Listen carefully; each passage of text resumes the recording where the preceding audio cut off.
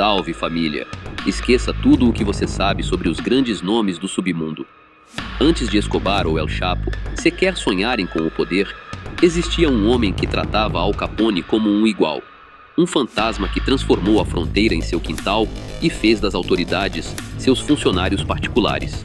Enquanto seus sucessores terminavam em celas ou desapareciam, ele viveu como um rei e partiu como um cidadão honrado. Como ele conseguiu ser o único mexicano a construir um império colossal e sair invicto, sem nunca pagar por seus atos? Hoje, você vai conhecer a história de Juan Nepomuceno Guerra, mas antes, se você curte bastidores que ninguém tem coragem de contar, esmaga o like, se inscreva e considere se tornar membro para apoiar nossas investigações. Bora pro vídeo!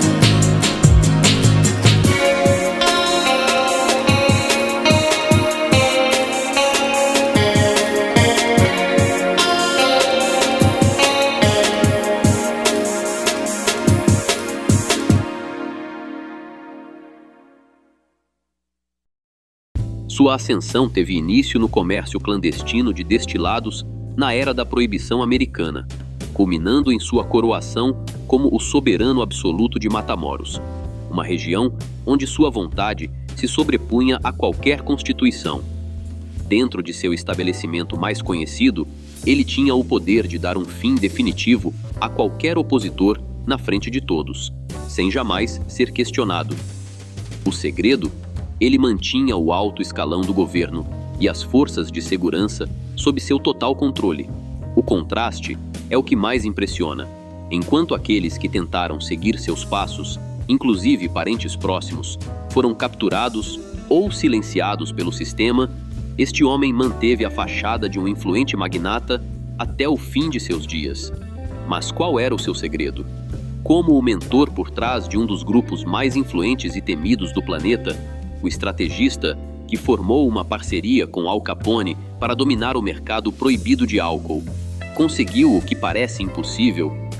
Ele ergueu um domínio colossal, governou por gerações e encerrou sua jornada em liberdade, sem nunca prestar contas à justiça. Para compreender a figura de Juan Nepomuceno Guerra, precisamos primeiro mergulhar no cenário da fronteira entre o México e os Estados Unidos, no início do século passado. Nascido em julho de 1915, em Matamoros, Juan cresceu em um ambiente moldado por uma simples linha geográfica, o Rio Grande. Enquanto para a maioria, aquilo era apenas uma barreira natural, para ele e sua família, aquelas águas se transformariam em uma verdadeira rodovia para negócios altamente lucrativos, porém, fora dos radares oficiais. O grande divisor de águas na vida dele veio de uma decisão tomada a milhares de quilômetros dali, nos gabinetes de Washington. Em janeiro de 1920, entrava em vigor a famosa Lei Seca. Praticamente do dia para a noite, a fabricação e o comércio de bebidas alcoólicas foram banidos em solo americano. O resultado? Uma nação inteira continuava com sede, e a fronteira sul passou a ser a principal fonte para abastecer esse mercado sedento. Para jovens visionários e com muita audácia, como Juan e seus irmãos, aquela proibição não era vista como uma barreira legal, mas sim como um convite irrecusável para construir um império. O funcionamento era prático, mas gerava lucros astronômicos. Os irmãos Guerra carregavam seus veículos com o estoque proibido no lado mexicano e atravessavam o rio, geralmente sob o manto da noite, para realizar as entregas no Texas. Mas a viagem de volta era igualmente valiosa. Eles nunca retornavam de mãos vazias. Os dólares subiam para o norte, enquanto produtos cobiçados no México, como pneus, roupas e eletrodomésticos, desciam para o sul. Essa prática de intercâmbio clandestino era frequente na região, mas os Guerra elevaram o patamar do jogo. Eles não eram apenas transportadores, eles estavam fundando uma verdadeira corporação. Desde cedo, Juan Nepomuceno revelou um talento natural para a logística e, principalmente, para a arte da influência. Ele compreendeu que o sucesso não dependia apenas da coragem de atravessar a fronteira, mas sim de garantir que os olhos de quem deveria fiscalizar estivessem voltados para outra direção. Foi assim que ele começou a costurar uma teia de contatos com oficiais locais, agentes da alfândega e figuras políticas. Para Juan, cada acordo firmado não era um gasto, mas um investimento. Cada apoio comprado era mais um tijolo na muralha de proteção que ele erguia ao seu redor. A Lei Seca chegou ao fim em 1933, e com ela, muitos que viviam do comércio clandestino quebraram. Mas para Juan Nepomuceno Guerra, isso foi apenas um sinal de que era hora de evoluir. Ele já conhecia o sabor da influência e das altas cifras. Com as rotas traçadas e os contatos na palma da mão, ele diversificou seus negócios, assumiu o controle de casas de apostas, estruturou um esquema de veículos vindos do Texas para o mercado mexicano e logo expandiu para o mercado de heroína. Seu quartel-general era o restaurante Piedras Negras, em Matamoros. Aquele endereço se tornou o coração pulsante de todas as operações da região. Não era apenas um local para refeições, era seu escritório e seu tribunal particular. Ali, ele recebia desde figuras políticas até chefes de segurança e grandes empresários. Guerra estava em metamorfose. Ele deixou de ser um simples operador de fronteira para se tornar uma autoridade paralela que resolvia conflitos e ditava as regras. Quem quisesse prosperar em Matamoros precisava do seu aval. Ali, diante de todos, nascia a figura do padrinho. Enquanto Juan Nepomuceno Guerra consolidava seu domínio na fronteira, no norte, figuras como Al Capone estampavam as manchetes dos jornais. A mesma lei seca que serviu de berço para os negócios de Juan também catapultou a máfia de Chicago ao status de lenda, e não demorou para que essas duas trajetórias se cruzassem. Em busca de novos fornecedores, além da fronteira sul, o famoso gangster encontrou em Guerra o parceiro estratégico ideal. Desse encontro, nasceria uma parceria tão lucrativa quanto lendária. A operação era um reflexo da inteligência tática de ambos. A organização de Guerra, com seu controle total sobre Matamoros, assumia a parte mais delicada e arriscada do trajeto: garantir que o estoque de uísque e tequila atravessasse o Rio Grande e chegasse com segurança ao Texas. Uma vez em solo americano, a estrutura de Al Capone assumia o comando. Utilizando uma rede complexa de distribuidores e pontos de apoio, eles transportavam o produto até os estabelecimentos exclusivos de Chicago, onde um público ávido pagava valores altíssimos. Guerra era o garantidor da origem, Capone o mestre da entrega final. Era a sociedade perfeita entre o rei da fronteira e o imperador de Chicago. Essa experiência ao lado de grandes nomes serviu como uma escola valiosíssima para a Guerra. Ele observou e absorveu a estrutura das grandes organizações, compreendendo a importância da hierarquia e, acima de tudo, a necessidade de manter uma fachada de respeito. Enquanto outros líderes da época buscavam os holofotes, Juan Guerra seguiu o caminho oposto. Começou a cultivar meticulosamente sua imagem em Matamoros. Ele passou a ser visto como um próspero e respeitável homem de negócios. Juan reinvestiu os lucros de suas operações em empreendimentos totalmente oficiais, como fazendas, restaurantes e propriedades imobiliárias.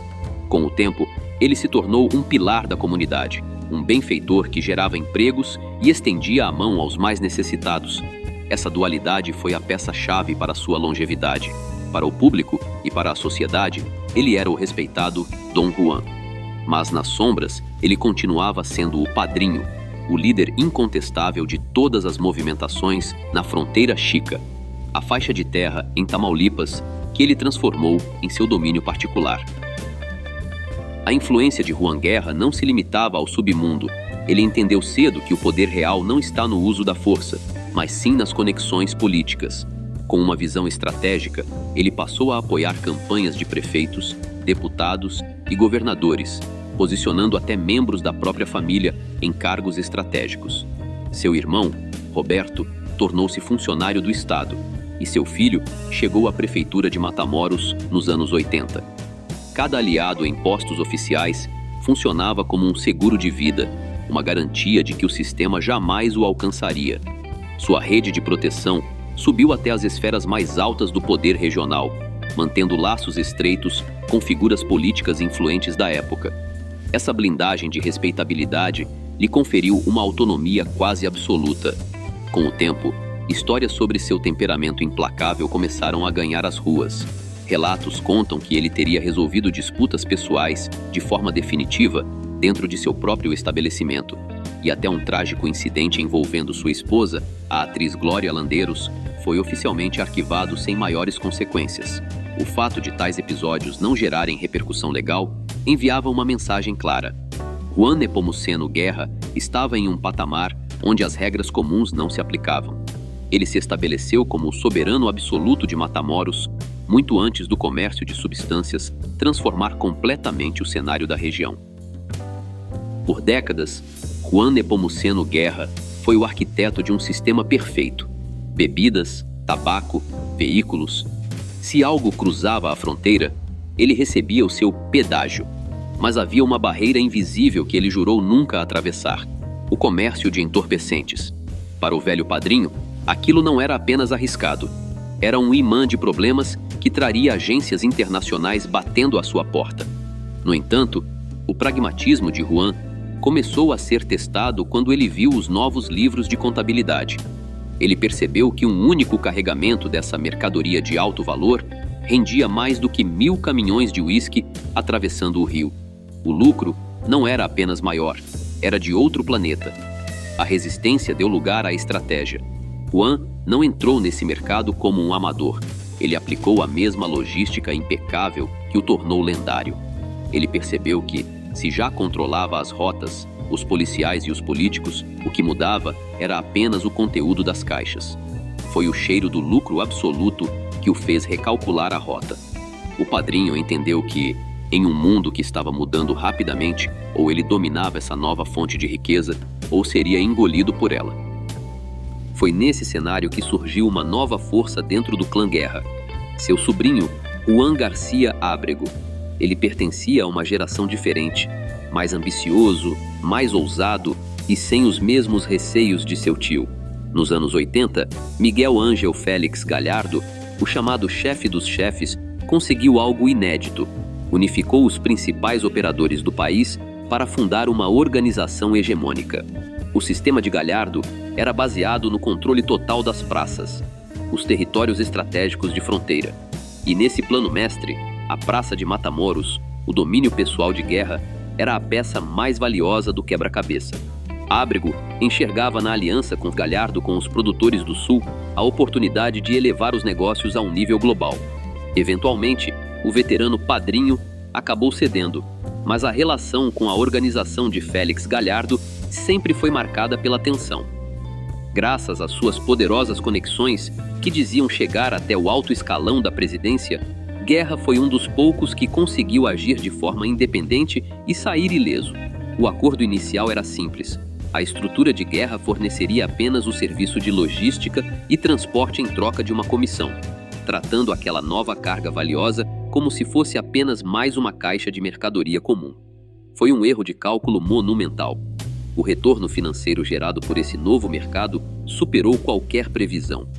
Os parceiros internacionais, impressionados com a eficiência da Rota do Golfo, mudaram a forma de pagamento. Em vez de dinheiro vivo, passaram a oferecer até metade da própria mercadoria como pagamento. A organização deixou de ser apenas uma transportadora para se tornar sócia dos maiores players do mundo. Ali, o grupo de Matamoros passava por uma transformação definitiva. Com a queda de Félix Gallardo em 1989, seu império se fragmentou, criando um vácuo de poder que Juan Garcia Ábrego aproveitou de forma implacável. Ele assumiu o controle operacional e mudou as regras do jogo. Onde o velho Guerra era discreto, Ábrego era ostensivo. Onde o padrinho preferia o acordo ao confronto, o sobrinho não hesitava em usar métodos extremos. Sob seu comando, o Cartel do Golfo tornou-se uma organização muito mais visível e temida, levando Ábrego a ser o primeiro do seu tipo a figurar na lista dos 10 mais procurados pelo FBI em 1995. Enquanto isso, Juan Nepomuceno Guerra observava tudo da lateral. Ele viu o negócio que fundou se transformar em uma das engrenagens mais temidas do planeta. Mas, enquanto o sobrinho se tornava sinônimo de alerta internacional, o velho patriarca desfrutava de uma aposentadoria confortável. Ele vivia exatamente como sempre afirmou ser, um próspero empresário de Matamoros. Passava seus dias em suas fazendas ou em seu lendário restaurante, cercado pela elite local. Ele era um patriarca intocável. Seu passado era um segredo que todos conheciam, mas ninguém ousava pronunciar. Sua armadura de influência mostrou-se impenetrável.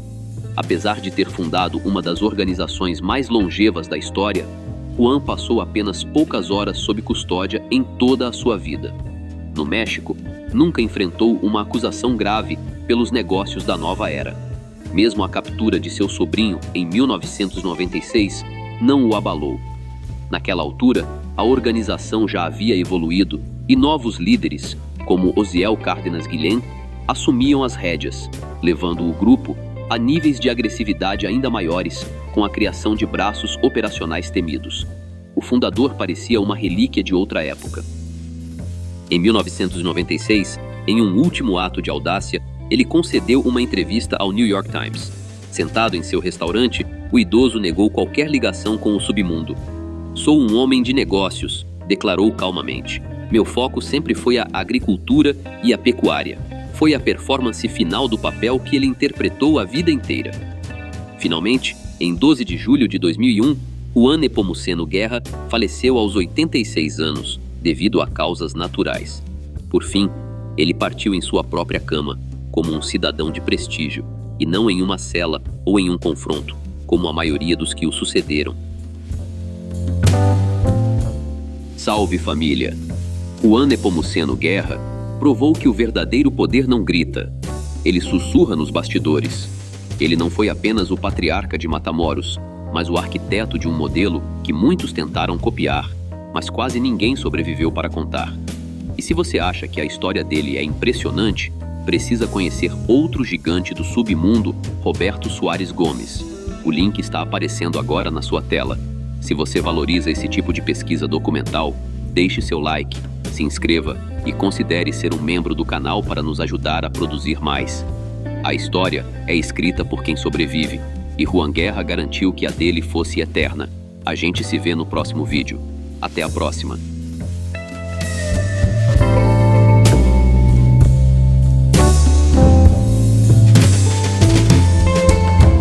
Galera, rapidinho, se vocês curtem o conteúdo aqui do canal e querem dar aquela força sem gastar nada a mais por isso, prestem atenção nessa dica. Sempre que vocês comprarem qualquer coisa na Amazon, seja um livro, fone, celular ou até um cabo USB, usem o meu link de afiliado que está aqui na descrição. Quando você compra por lá, a Amazon me paga uma pequena comissão, sem mudar absolutamente nada no valor da sua compra. É uma forma simples e gratuita de apoiar o canal. E você ainda garante os produtos que já ia comprar. Então já sabe, né? Clicou no link da descrição antes de comprar. Você já está ajudando. Valeu demais!